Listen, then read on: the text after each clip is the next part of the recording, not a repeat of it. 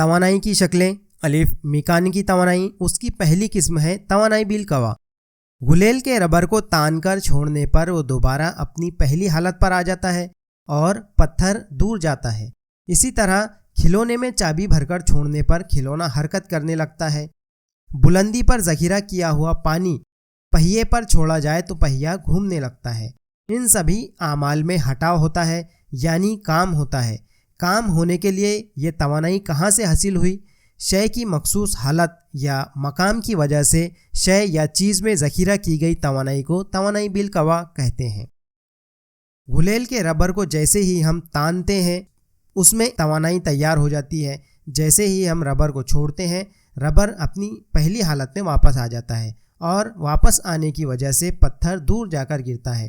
Rubber کے اندر پیدا ہونے والی اس توانائی کو توانائی بالقوا کہتے ہیں۔ توانائی کی شکلیں۔ میکانیکی توانائی، اس کی دوسری قسم ہے توانائی بالحرکت۔ آئیے عمل کر کے دیکھیں۔ 2 گیندیں لے کر اس میں سے ایک گیند میز کے بیچوں بیچ رکھیے، دوسری گیند میز پر رکھ کر اس طرح ڈھکیلیے کہ وہ پہلی گیند سے ٹکرائے۔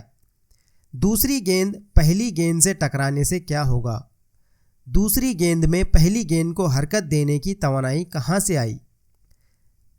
جیسے ہی ہم پہلی گیند کو زور سے ڈھکیلتے ہیں اس کے اندر ایک قسم کی توانائی پیدا ہو جاتی ہے۔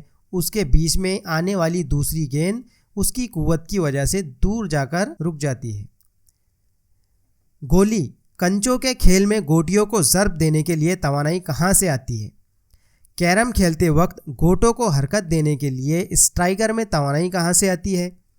اسی طرح گوٹی اور اسٹرائکر کو ہم توانائی دیں تو گوٹی اور کیرم کی گوٹ حرکت میں آتی ہے۔ حرکت کی وجہ سے حاصل ہونے والی توانائی کو توانائی بالحرکت کہتے ہیں۔ میکانیکی کام کرنے کے لیے استعمال ہونے والی توانائی کو میکانیکی توانائی کہتے ہیں۔ توانائی بالقوا اور توانائی بالحرکت، یہ میکانیکی توانائی کی 2 قسمیں ہیں۔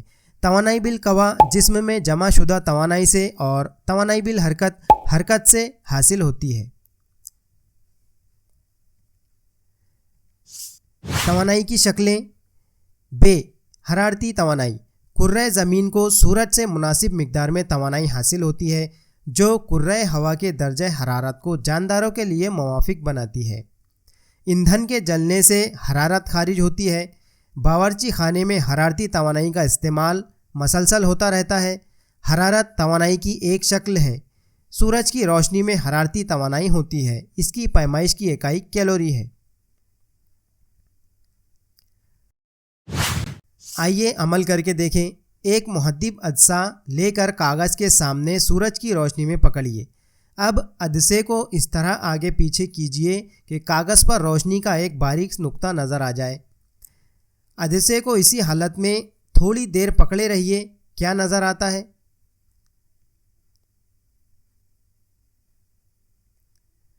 کچھ دیر بعد کاغذ جل اٹھتا ہے۔ ایسا کیوں ہوا؟ توانائی کی شکلیں۔ جیم، نور کی توانائی۔ ہم یہ پڑھ چکے ہیں کہ نباتات سورج کی روشنی کی مدد سے غذا تیار کرتی ہے، یعنی روشنی کی توانائی غذا کی توانائی میں تبدیل ہوتی ہے۔ نباتات اور حیوانات اس غذا کا استعمال اپنے افعال انجام دینے کے لیے کرتے ہیں، یعنی روشنی توانائی کی ایک شکل ہے۔ یہاں پر پودے کو روشنی کی وجہ سے توانائی ملتی ہے اور وہ اپنی غذا تیار کرتا ہے۔ اس لیے ہم کہہ سکتے ہیں کہ روشنی توانائی کی ایک شکل ہے۔ توانائی کی شکلیں۔ دال، صوتی توانائی، یعنی آواز کی توانائی۔ آپ نے دیکھا ہوگا کہ تیز آواز کی وجہ سے کھڑکیوں کے شیشے چٹک گئے ہیں۔ اسی طرح کھلونوں میں انجن کی حرکت کو قابو کرنے کے لیے آواز کا استعمال کیا جاتا ہے۔ اس سے معلوم ہوتا ہے کہ آواز کے ذریعے کام ہوتا ہے۔ اس طرح واضح ہوتا ہے کہ آواز توانائی کی ایک شکل ہے۔ توانائی کی شکلیں ہے۔ کیمیائی توانائی، لکڑی جلتی ہے تو حرارت اور روشنی ملتی ہے۔ کبھی کبھی جلنے کی وجہ سے آواز بھی آتی ہے۔ ایسا کیوں ہوتا ہے؟ لکڑی میں ذخیرہ شدہ توانائی کیمیائی عمل کے سبب مختلف شکلوں میں خارج ہوتی ہے۔ لیڈ ایسڈ بیٹری میں کیمیائی عمل کے ذریعے برقی توانائی خارج ہوتی ہے۔ کیمیائی عمل کے دوران حاصل ہونے والی توانائی کو کیمیائی توانائی کہتے ہیں۔